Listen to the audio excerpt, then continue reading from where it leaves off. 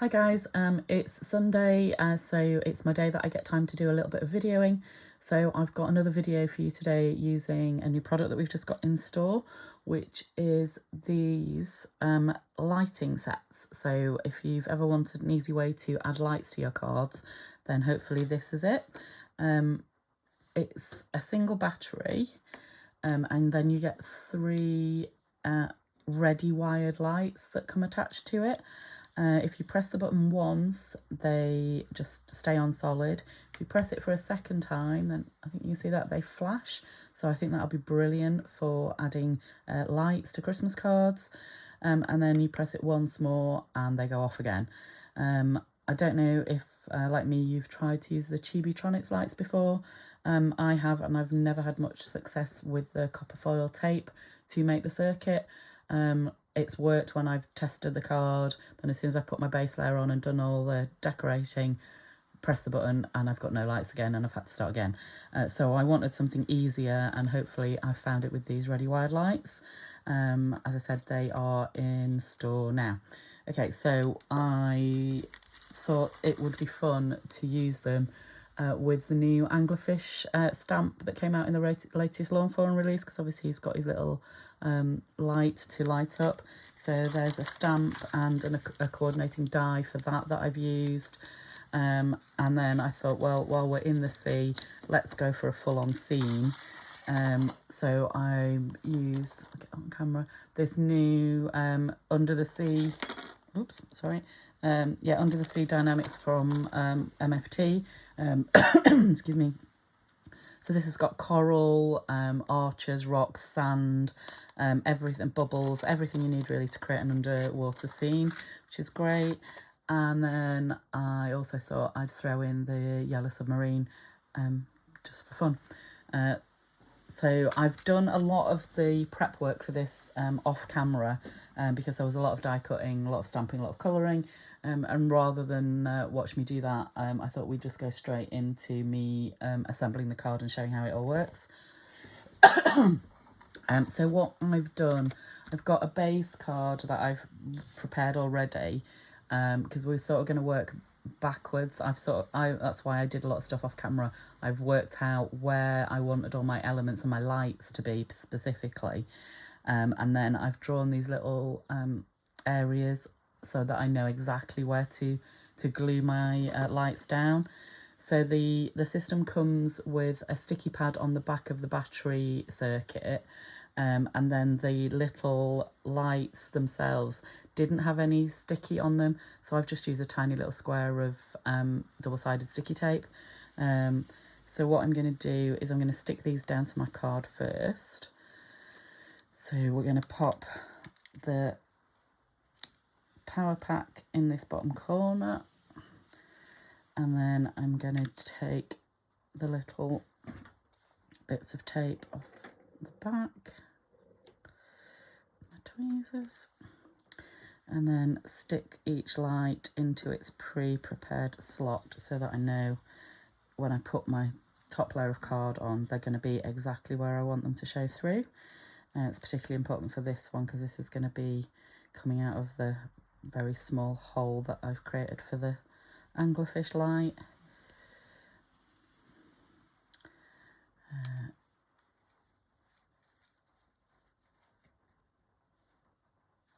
So if you wanted to, you could put some tape over the wires to take them down. I'm not going to bother. I think they'll be fine under my next layer. So for my top layer, again, I've prepped this already. So this is just a square of card that I've ink blended with 3 shades of Distress Oxide. I've gone really dark in the area that's going to be under the rock arch that you'll see in a moment. And I've just made a hole that is exactly going to line up with the light for the anglerfish, because I really want that to be bright and to shine through. So the other lights will shine through the card but won't be as bright as the anglerfish. And then I've added some foam tape to the back of this, avoiding the area that's going to be where the battery is, because that's as raised up as the rest of the card will be. So that's why you need the foam to make it all level so that the battery is hidden. Okay, so we're going to stick this layer down now. when I can get the foam tape off.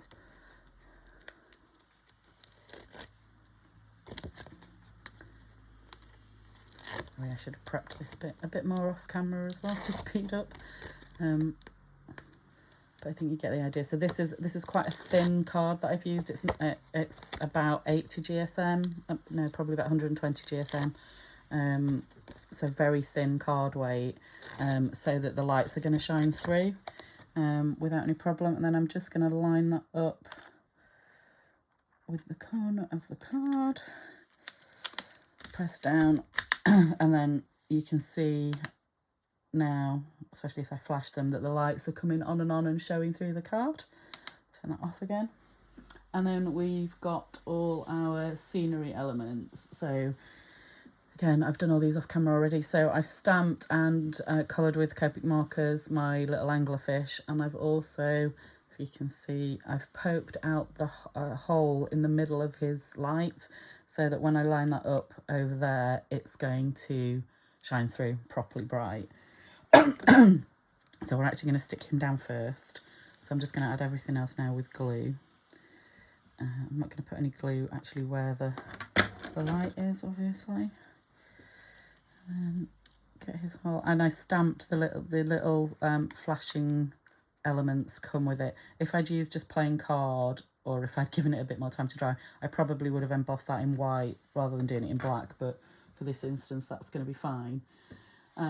Then for all my other elements of scenery, I've used, as I said, the MFT Under the Sea die cut. And I think sometimes what we forget when we're crafting is we look at die cuts as card and stamps as colouring, but you can colour your die cuts as well. So for most of these elements, I just cut them from white card, and then I've coloured them to make them a bit more realistic. So here I've used shades of cream, beige, rust and grey to get sort of a sandy colour, and I've just sponged them. I did antique linen as my base layer, and then I've just sponged all the other colours on to get some texture to look sandy.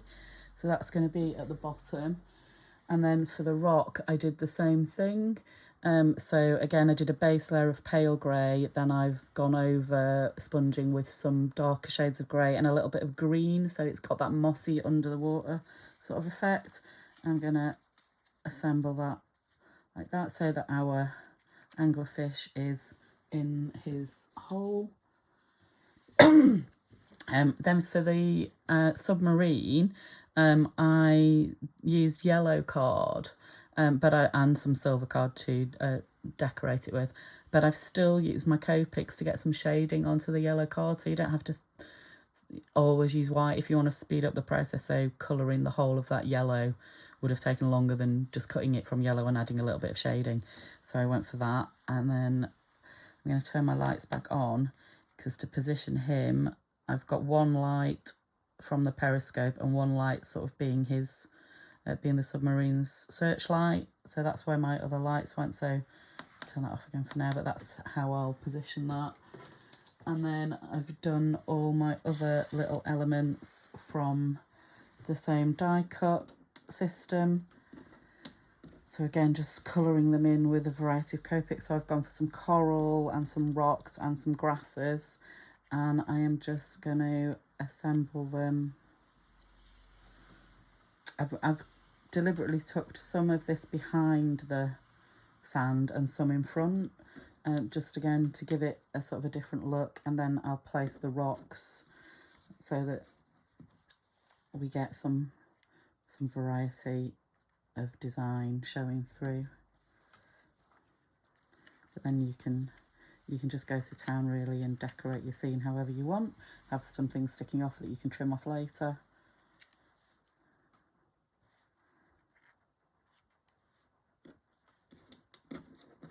But that is the general idea. So we'll tuck some coral behind, have some stones, stick the coral behind those, and then so people know what to do, I've got the little push here button. So once you push that, that will give us the lit effect. And put some more grass in. So with all of these elements, I've just used Copic markers to colour them while they were still in the dye, as I find that that's the easiest way to do that. And then that's pretty much how the finished card is going to look. I'm not going to make you watch me glue everything down because that will take forever. But you can see now how the whole thing's going to come together and how the light is shining through on the anglerfish. So I'll pop the finished card on the blog so that you can see the total effect when everything's glued down properly. But that's basically it for today. So I hope you like the scene and like the idea of the lights. And if you've got any questions, then pop a message under here or over on the blog, and I'll do my best to answer them for you. Okay, thanks very much. Happy crafting.